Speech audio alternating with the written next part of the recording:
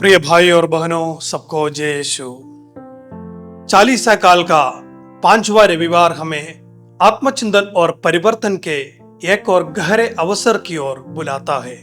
आज का सुसमाचार संत योहन के सुसमाचार अध्याय 8 वाक्यांश 1 से 11 तक एक अत्यंत महत्वपूर्ण दृश्य प्रस्तुत करता है, जिसमें एक स्त्री को व्यभिचार के अपराध में पकड़कर भीड़ यीशु के पास लाते हैं। उनका उद्देश्य उस स्त्री को दंड करना नहीं, बल्कि यीशु की परीक्षा लेना था।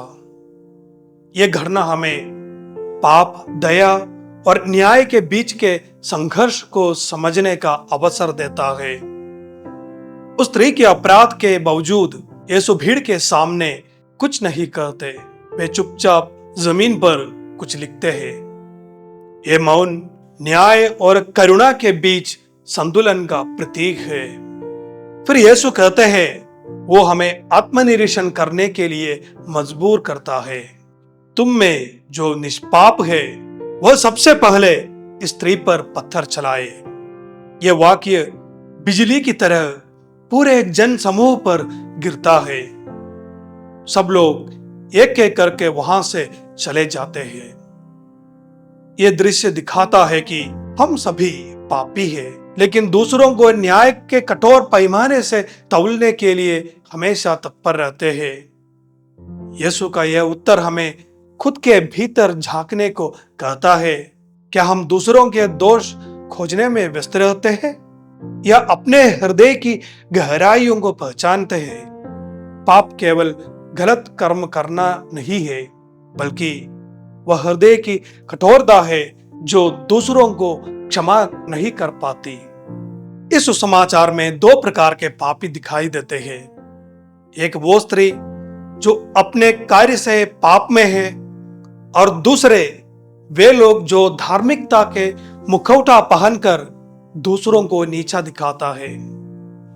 यीशु दोनों के सामने खड़े होते हैं, लेकिन उनका रवैया अलग होता है।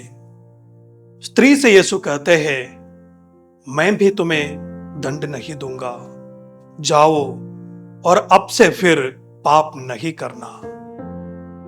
यह वाक्य केवल क्षमा नहीं है, यह एक नया जीवन देने की घोषणा है। यीशु पाप से घृणा करते हैं, लेकिन पापी से प्रेम करते हैं। यह वचन 40 काल के मूल उद्देश्य को उजागर करता है, पाप से मुक्ति और नया जीवन।